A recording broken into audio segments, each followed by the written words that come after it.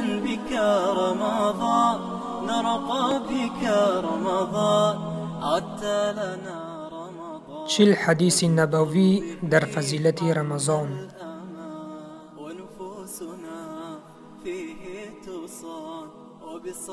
به نام خداوندی بخشنده و مهربان. از ابو هریره خداوند از او راضی باد روایت است که پیامبر اکرم صلی الله علیه و سلم فرمودند شخص ماه رمضان را از روی ایمان و امید ثواب روزه دارد گناه های گذشته اش بخشیده می شوند.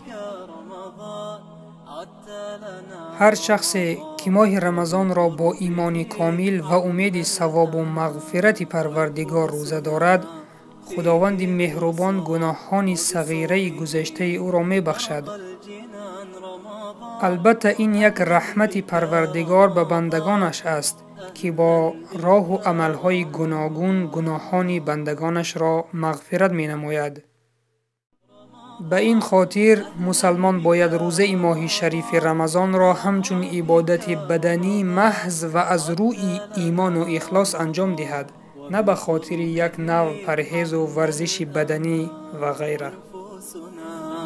فيه تصان وبصومه